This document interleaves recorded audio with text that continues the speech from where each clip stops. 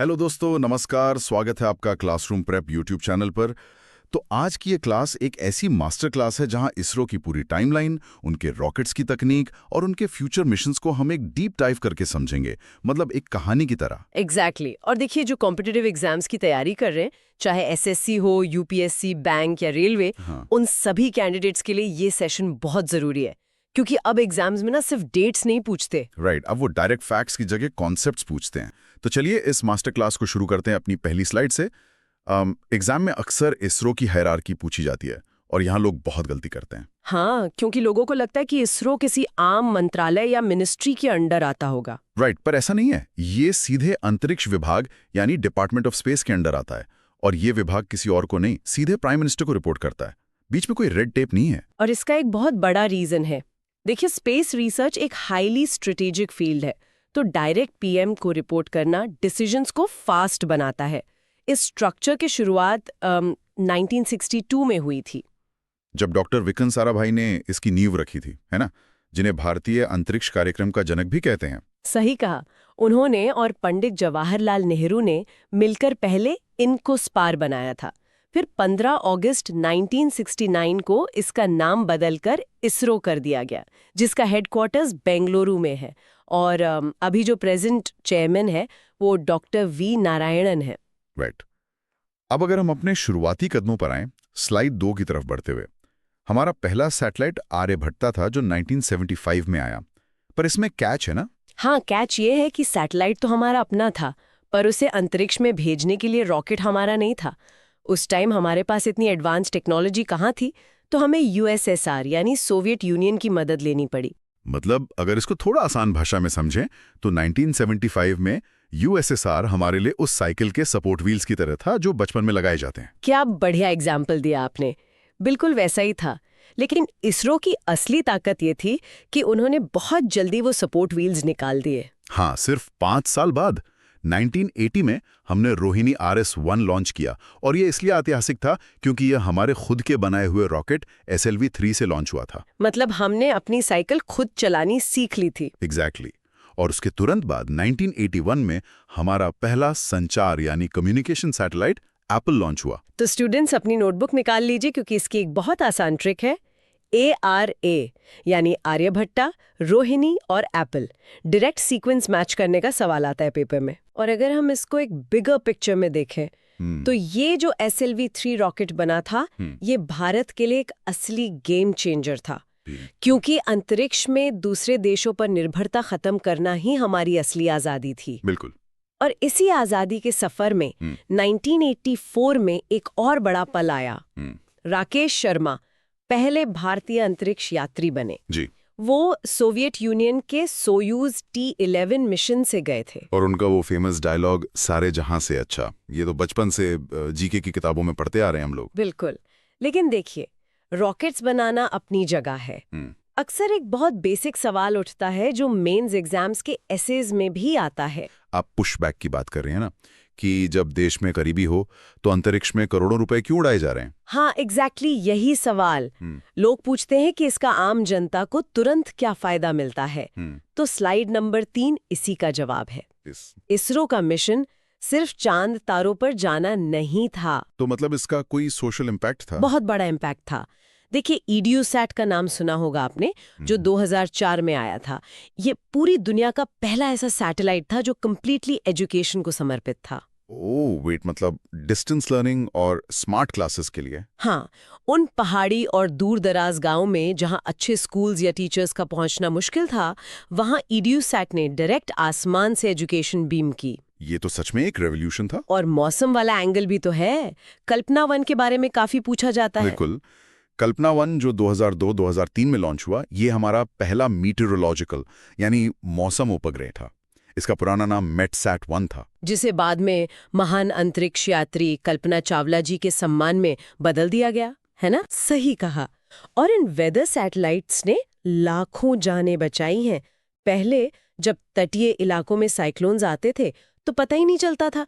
आजकल इन सैटेलाइट्स की मदद से हमें हफ्तों पहले तूफान की एग्जैक्ट स्पीड और लोकेशन पता चल जाती है, ताकि टाइम रहते लोगों को सेफ जगह शिफ्ट किया जा सके। तभी एग्जामिनर ये टॉपिक इतना पूछते हैं, क्योंकि इसका डायरेक्ट कनेक्शन आम आदमी से है। बिल्कुल, पर सामाजिक कार्यों के साथ साथ भारत ने ग्लोबल स्टेज पर अपना डोमिनेंस भी दिखाना शुरू कर दिया था। 2017 में एक बड़ा रिकॉर्ड बना। मैं जानता हूँ, इसरो ने एक ही उड़ान में 104 सैटेलाइट्स लॉन्च कर दिए थे। ये रॉकेट था PSLV C-37। हालांकि बाद में SpaceX ने 143 का रिकॉर्ड बनाया, पर एग्जाम्स में आज भी PSLV C-37 का नाम पूछा जाता है। हाँ, क्योंकि अपने आप में एक बहुत बड़ी इंजीनियरिंग अचीवमेंट थी। और ये PSLV रॉकेट तो ISRO का वर्क हॉर्स है, मतलब सबसे भरोसेमंद घोड़ा। और इस घोड़े की असली ताकत हमने मंगलयान यानी MOM मिशन में देखी। 5 नवंबर 2013 को लॉन्च और 24 सितंबर 2014 को सीधे मार्स के ऑर्बिट में। और इसकी रॉकेट को याद रखने की ट्रिक भी बहुत इंटरेस्टिंग है। PSLV C-25। हाँ, मतलब 25 यानी सिल्वर जुबली। पर एक सवाल है मेरा यहाँ पे। दुनिया की इतनी बड़ी-बड़ी एजेंसीज पहले अटेम्प्ट में फेल हो गईं। हमारा बजट भी इतना कम था, लगभग 450 करोड़। तो हम पहले अटेम्प्ट में मार्स तक पहुंच कैसे गए? यही तो इसरो की असली जीनियस है। इसमें ऑर्बिटल मैकेनिक्स का एक बहुत बढ़िया कॉन्सेप्ट यूज हुआ था, जिसे स्लिंग शॉट टेक्निक कहते हैं। अच्छा, स्लिंग शॉट? वो कैसा होता है? इसको ऐसे समझिए, जैसे अगर आप एक पत्थर को धागे से बांधकर अपने चारों तरफ घुमाते हैं ना। हाँ, जैसे बचपन में खेलते थे। बिल्कुल वही। जब आप उसकी स्पीड लगातार बढ़ाते हैं और अचानक धागा छोड़ देते हैं, तो पत्थर एग्जैक्टली मंगलयान के पास डायरेक्ट मार्स तक जाने का फ्यूल नहीं था। तो इसरो ने उसे पृथ्वी की ऑर्बिट में गोल गोल घुमाया। जब भी वो पृथ्वी के सबसे करीब आता, इंजन थोड़ी देर के लिए ऑन कर देते, जिससे स्पीड और मोमेंटम बढ़ता गया। राइट। और जब स्पीड इतनी हो गई कि पृथ्वी की ग्रेविटी छूट जाए, तब उसे मार्स की दिशा में स्लिंग शॉट कर दिया। इसी ट्रिक ने कम बजट और पहले अटेम्प्ट में सक्सेस दोनों प्रॉब्लम सॉल्व कर दी। क्या बात है, मतलब भारतीय जुगाड़ और एफिशिएंसी का बेस्ट एग्जाम्पल। इस अचीवमेंट की वजह से शायद 2000 के नोट के पीछे मंगलयान छपा था। बिल्कुल सही पकड़ा आपने। अब आगे बढ़ते हैं स्लाइड 5 की तरफ, जहां हम चंद्रयान सीरीज की बात करेंगे। हाँ, ये टॉपिक तो सबसे हॉट है आजकल। 2008 में चंद्रयान 1 लॉन्च हुआ था। रॉकेट था PSLV C-11। इसकी ट्रिक स्टूडेंट्स नोट कर लें। चंद्रयान 1 यानी 11 का शगुन। ये बस एक ऑर्बिटर मिशन था, है ना? हाँ, इसको सतह पर नहीं उतारना था, पर इसने जो खोज की उसने पूरी दुनिया का ध्यान खींचा। इस पर एक ऐसी मशीन लगी थी जिसने चांद पर पानी यानी वाटर मॉलिक्यूल्स की ऐतिहासिक खोज की। मतलब नासा वहां कब से घूम रहा था, पर यह डिस्कवरी ISO ने की। एग्जैक्टली। और इसी हौसले के साथ 2019 में हमने चंद्रयान 2 भेजा। इसमें एक ऑर्बिटर था, एक लैंडर था जिसका नाम विक्रम था और रोवर प्रज्ञान था। पर हम सब जानते हैं कि चंद्रयान 2 की लैंडिंग पूरी तरह सक्सेसफुल नहीं रही थी। लैंडर चांद की सतह से सिर्फ 2 किलोमीटर ऊपर क्रैश हो गया था। हाँ, स्पीड कंट्रोल में इशू आ गया था। पर एग्जाम के नजरिए से देखें तो एक जरूरी डिटेल आती है।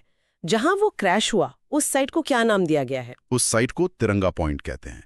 ये 100% पक्का सवाल है एग्जाम के लिए। बिल्कुल। और देखिए, साइंस में ना फेलियर जैसा कुछ नहीं होता। वो बस एक डेटा पॉइंट होता है अगले अटेम्प्ट के लिए, जो कि हमने चंद्रयान 3 में साबित कर दिया। 14 जुलाई 2023 को LVM-3M4 रॉकेट से लॉन्च किया गया। और पिछली गलतियों से सीखकर सेंसर्स बेहतर किए गए।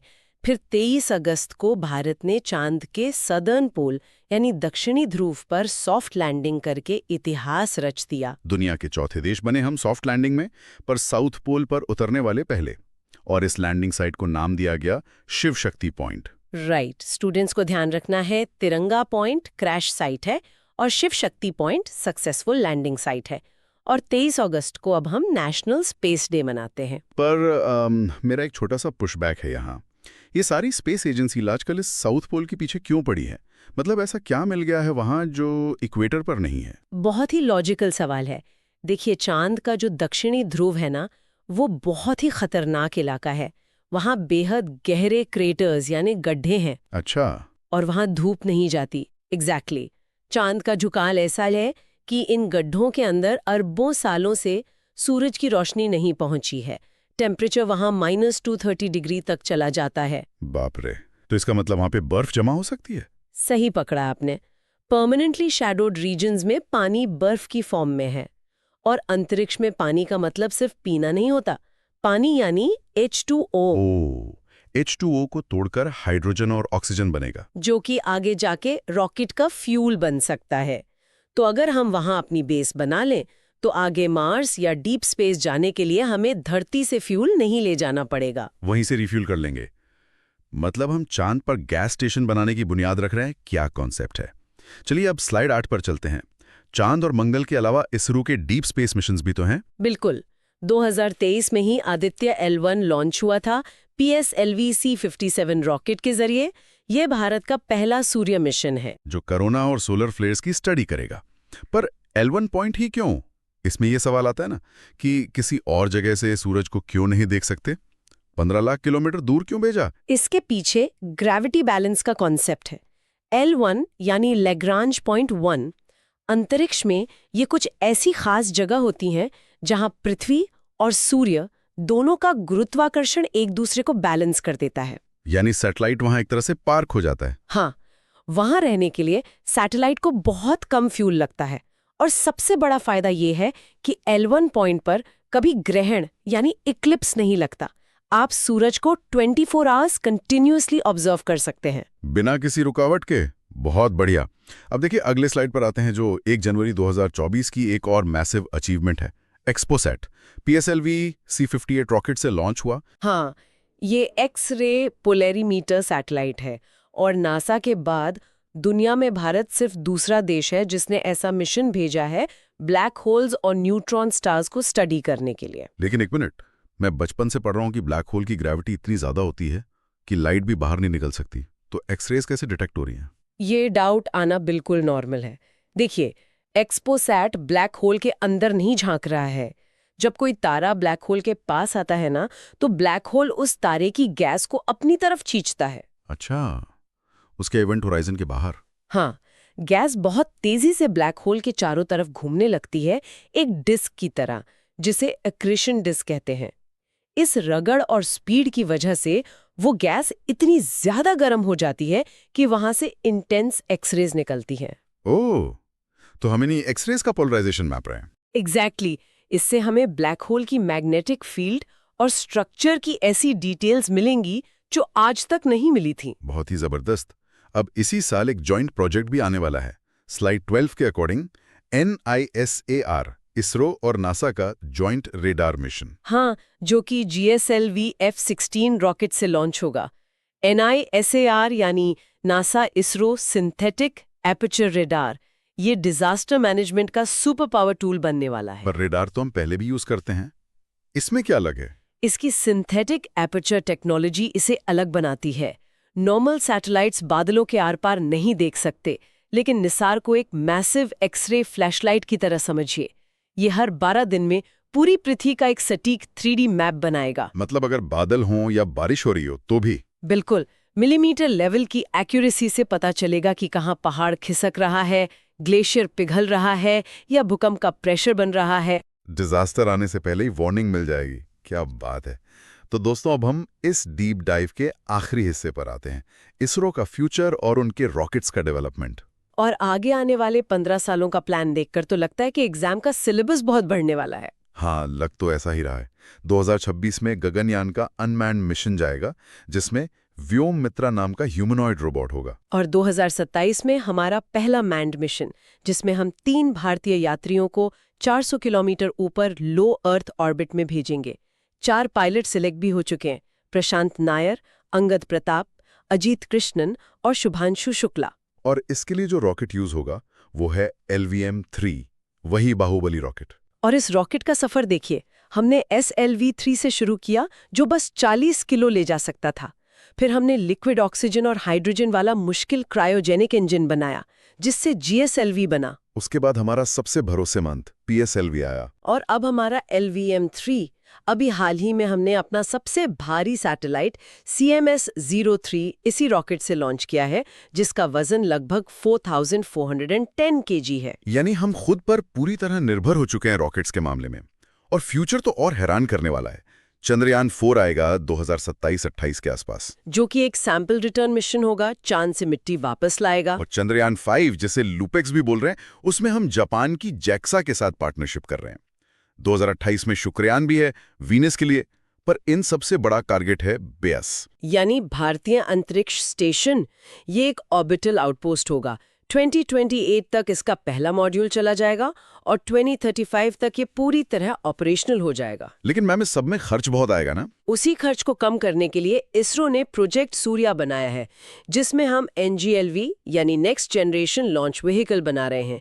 ये रीयूजेबल रॉकेट्स होंगे। मतलब हवाई जहाज की तरह जाएंगे, अपना काम करेंगे और वापस लैंड हो जाएंगे, ताकि ये दोबारा यूज हो सके। एग्जैक्टली इससे खर्च 1/4 रह जाएगा और 2040 तक चांद पर इंसान भेजकर सेफली वापस लाने का सपना भी पूरा हो पाएगा। क्या सफर है वाकई इसरो का।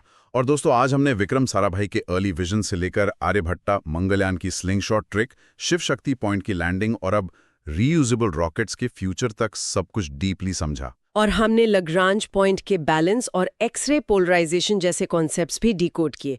मुझे उम्मीद है अब आप इन टॉपिक्स पर किसी भी एस्से या एनालिटिकल क्वेश्चन को आसानी से हैंडल कर लेंगे। बिल्कुल। और इस क्लास को रैप अप करने से पहले मैं सभी स्टूडेंट्स के लिए एक सोचने वाला सवाल छोड़ना चाहती हूँ। देखिए, अभी हम जापान के साथ LUPEX कर रहे हैं, अमेरिका के साथ निसार। जब 2035 में हमारा अपना स्पेस स्टेशन BAS बन जाएगा, है ना, जब बाकी देशों को हमारी लो कॉस्ट स्पेस टेक की जरूरत पड़ेगी, तब क्या भारत अंतरिक्ष कूटनीति यानी स्पेस डिप्लोमेसी का सबसे बड़ा ग्लोबल हब बन जाएगा? क्या स्पेस तकनीक हमारी जियोपॉलिटिक्स को पूरी तरह बदल कर रख देगी? इस पॉइंट पर जरूर विचार कीजिएगा। बहुत ही बढ़िया थॉट है ये। ऐसे पर्सपेक्टिव से सोचिएगा जरूर दोस्तों। तो आज की इस डीप डाइव मास्टर क्लास को यही समाप्त करते हैं। क्लासरूम प्रेप चैनल पर जुड़ने के लिए बहुत बहुत धन्यवाद।